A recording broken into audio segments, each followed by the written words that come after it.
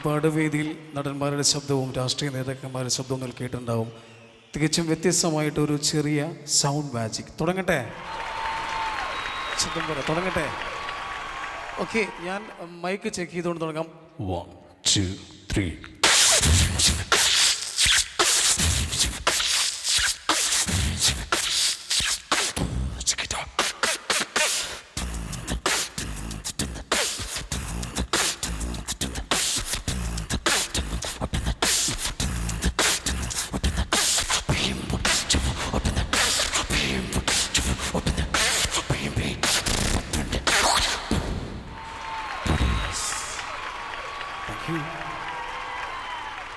അതായത് ആദ്യമായിട്ടാണ് ബോംബെയിൽ വന്നിരിക്കുന്നത്.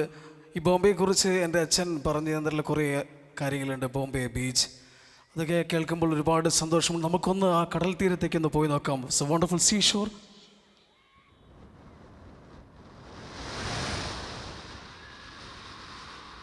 ഇതിനൊപ്പം ജോസിയേട്ടൻ്റെ ഒരു ചെറിയൊരു ബിറ്റ് കൂടെയാണ്. നിങ്ങൾക്ക് ഇഷ്ടമുള്ള ബോംബെയിൽ ജസ്റ്റ് എ തീം മ്യൂസിക്.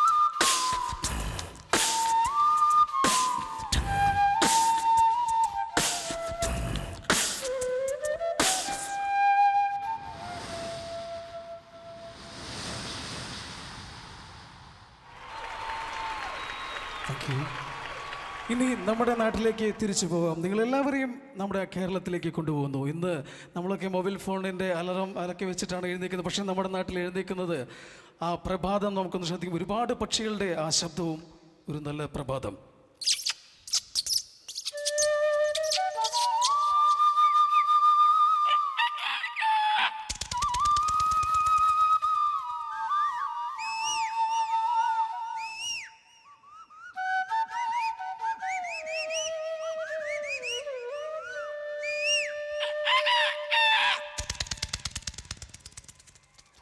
അല്ലേ? പക്ഷേ കാലത്ത് എഴുന്നേറ്റാൽ എൻ്റെ വീടിൻ്റെ തൊട്ടടുത്തായിട്ട്, പക്ഷേ ഇവിടെ തോന്നുന്നു ഇവിടെ ഈ നല്ലൊരു അന്തരീക്ഷത്തിൽ ഈ പെരുമഴക്കാലം നടന്നുകൊണ്ടിരിക്കുമ്പോൾ എനിക്ക് തോന്നുന്നു ഈ വേദിയിൽ ഒരു മഴക്കാലം സൃഷ്ടിക്കാൻ തോന്നുന്നു. സാറിൻ്റെ അനുഭവത്തോടെ ഒരു നല്ലൊരു മഴക്കാലം.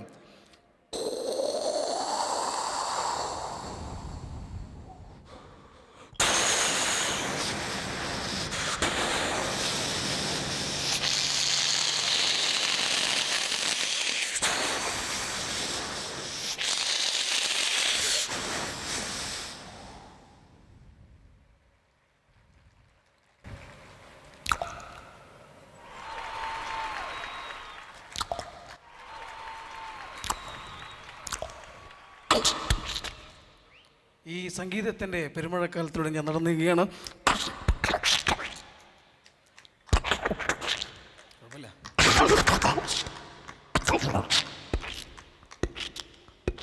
Thank you. ഇനി നമ്മുടെ നാടിൻ്റെ എൻ്റെ വീട്ടിലേക്കാണ് നിങ്ങൾ പോകുന്നത്. വീടിൻ്റെ തൊട്ടടുത്തായിട്ട് മരങ്ങളൊക്കെ മുറിക്കുന്ന ഒരു കടയുണ്ട്. ഇവിടെയൊക്കെ മരങ്ങൾ മുറിക്കാൻ അഡ്വാൻസ്ഡ് ആയിട്ടുള്ള നാക്കിൽ കട്ട് ചെയ്ത് പോകുന്ന സംഭവങ്ങളുണ്ട്. പക്ഷേ നമ്മുടെ നാട്ടിൻപുറത്ത് ആ പഴയ വാളൊക്കെയാണ് ഉപയോഗിക്കുന്നത്. ഒരു ചെറിയ മരം ഒരു വാൾ കൊണ്ട് മുറിക്കുമ്പോൾ ഉണ്ടാകുന്ന ആ ശബ്ദം എങ്ങനെയാണ്?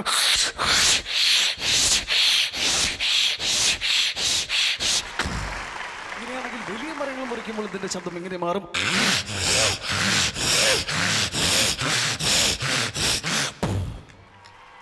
അതായത് കൈയടിച്ചാൽ ആയുസ് കൂടുമെന്ന് 2010 ഏറ്റവും വലിയ കണ്ടുപിടുത്തമാണ്.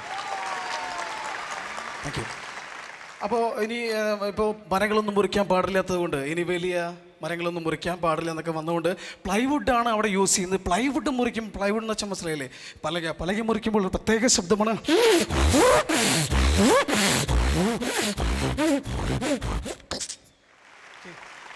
ഇനി വീട്ടിൽ പ്ലംബിങ്ങിൻ്റെ വർക്കൊക്കെ നടക്കുന്നുണ്ട്. ആക്സോ ബ്ലേഡ് കൊണ്ട് പ്ലാസ്റ്റിക് പൈപ്പ് മുറിക്കുന്ന ശബ്ദവും ഞാൻ ശ്രദ്ധിച്ചു. അല്ലേ?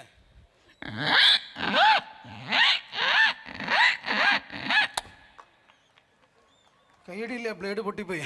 ഓക്കെ, കുഴപ്പമില്ല, നമുക്ക് വേണമെങ്കിൽ ഇത് വെൽഡ് ചെയ്യാം അല്ലേ? എല്ലാത്തിനെയും വെൽഡ് ചെയ്യണം, ഒരുമിച്ച് ചേർക്കണം. ഇത് വളരെ റിസ്ക് ഉള്ള കാര്യമാണ്. പക്ഷെ നമ്മളെല്ലാവരും ഇവിടെ ഒത്തൊരുമിച്ച സ്ഥിതിക്ക് ഈ ബ്ലേഡും ഞാൻ വെൽഡ് ചെയ്ത് നന്നാക്കും. ആ വെൽഡിങ്ങിൻ്റെ ശബ്ദം ഇതാണ്.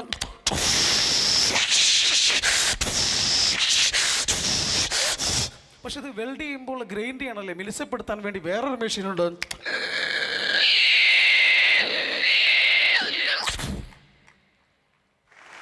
മേടിക്കണ്ട, ഇവിടെ കറണ്ട് പോയി. കുഴപ്പമില്ല. സാറും ടീമും എന്ത് ചെയ്തിട്ടുണ്ട്, ഇവിടെ പഴയൊരു നമ്മുടെ നാട്ടിൽ നിന്ന് കേട്ടോ, ഇവിടുത്തെ അല്ല, നമ്മുടെ നാട്ടിൽ നിന്ന് ഒരു പഴയ ജനറേറ്റർ കൊണ്ടുവന്നിട്ടുണ്ട്. സ്റ്റാർട്ട് ചെയ്തോടെ. മണ്ണെണ്ണ ഒഴിച്ചിട്ടില്ല. സ്റ്റാർട്ടാവും, നോക്കിക്കോ. ഇനി സ്റ്റാർട്ട് ചെയ്തേക്കാം.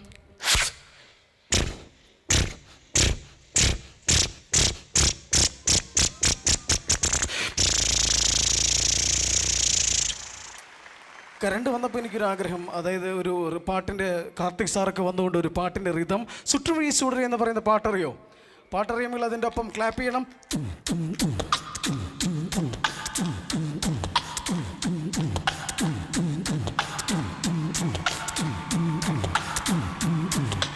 പകുതി ആൾക്കാർ കൈയടിക്കാത്ത വേറൊന്നും കൊണ്ടല്ല, പാട്ടില്ലല്ലോ, അതുകൊണ്ട് തന്നെ പാട്ട് എനിക്കറിയില്ല, പാട്ട് പാടിൻ്റെ സംഗതികളൊക്കെ പോരാന്ന് പറയും. അതുകൊണ്ട് ഈ പാട്ടിൻ്റെ ഹമ്മിങ്ങും അതിൻ്റെ മ്യൂസിക്കും രണ്ടും ഒരുമിച്ച് ചെയ്യാം.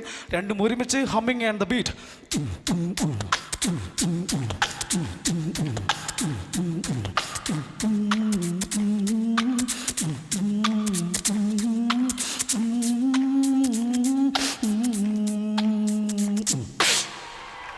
കുറച്ച് ആൾക്കാർ കൈയടിക്കാതിരിക്കുന്നുണ്ടെന്ന് തോന്നുന്നു. കുഴപ്പമില്ല. പക്ഷെ ഞാൻ പറയുന്നത് ഇതും അഡ്വാൻസായി ചിന്തിക്കുന്ന കുറച്ച് ആൾക്കാരാണ്. എന്താണെന്ന് വെച്ചാൽ പാട്ട് പാടിയിട്ട് മ്യൂസിക് ചെയ്യാൻ പറ്റും, ഇതാണ് ചിന്ത. അതുകൊണ്ട് തന്നെ രണ്ട് മലയാളം പാടിയാലും സാറുണ്ട്, അതുകൊണ്ട് പ്രശ്നമാണ്. തമിഴ് പാടിയാലും കാർത്തിക് സാറുണ്ട്. അപ്പോൾ നമുക്ക് രണ്ടുപേർക്കും ഇംഗ്ലീഷ് പാടാം, എന്തേ കുഴപ്പമില്ലല്ലോ. അതുകൊണ്ട് പ്രേ ഫോർ മീ ബ്രദർ എന്ന് പറയുന്ന എ റഹ്മാൻ സാറിൻ്റെ ആ ആൽബത്തിലെ പ്രേ ഫോർ മീ ബ്രദർ എന്ന് തുടങ്ങുന്ന പാട്ടിൻ്റെ ബീറ്റ് ആൻഡ് ദ ലിറിക്സ് രണ്ടും ഒരുമിച്ച്.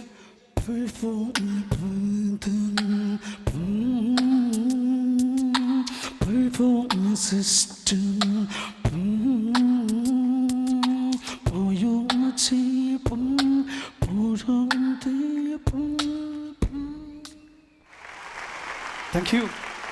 ഇത്രയും നല്ല സംഭവത്തിൽ നമ്മുടെ നാട്ടിൻ പുറത്ത് പോയി. ഇന്ന് ഇവിടെ പൂരം ഉണ്ടോയെന്ന് അറിയില്ല. നമ്മുടെ നാട്ടിൽ പൂരക്കാലമാണ്. പൂരം എന്ന് പറയുമ്പോൾ കുട്ടികൾക്ക് മേടിച്ചു കൊടുക്കുന്നത് ആ മത്തങ്ങ ബലൂൺ, ഓർമ്മയുണ്ടോ? അതൊക്കെ ബലൂണ് പെൺകുട്ടികളുടെ കയ്യിലിട്ടിയാൽ അവരെന്ത് ചെയ്യുന്നറിയാം അല്ലേ? തടവി നോക്കും. പക്ഷെ ആമ്പിള്ളേരുടെ കയ്യിലിട്ടിയാലാണ് അതിൻ്റെ രസകരമായ അവസ്ഥ. ആൺകുട്ടികളുടെ കയ്യിലിട്ടിയാൽ അത് പൊട്ടിക്കഴിഞ്ഞാലാണ് അതിൻ്റെ അവസാനത്തെ ഘട്ടത്തിലേക്ക് കിടക്കുന്നത്. ചുക്കുകളൊക്കെ ഉണ്ടോ? വായന്ന് എടുക്കുന്ന ശബ്ദം എന്തെങ്കിലും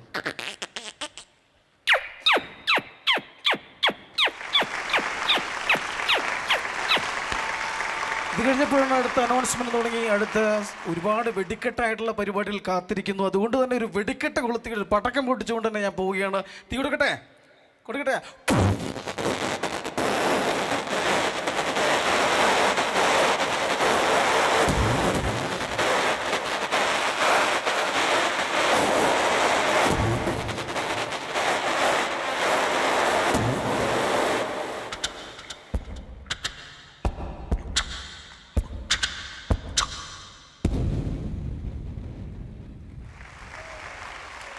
താങ്ക് യു. ഇല്ല, ഉണ്ണികൾ കൈയടിച്ചിട്ടില്ല, ചെറിയ കുട്ടികൾ കൈയടിച്ചു. അവർക്ക് ഇഷ്ടം ഈ പടക്കമല്ല, അവർക്ക് മേലെ പോയി പൊട്ടി വിരിയുന്ന സംഭവമാണ് ഇഷ്ടം. അതുകൊണ്ട് തന്നെ അത് 3 പൊട്ടിക്കാണ് ഞാൻ പോല.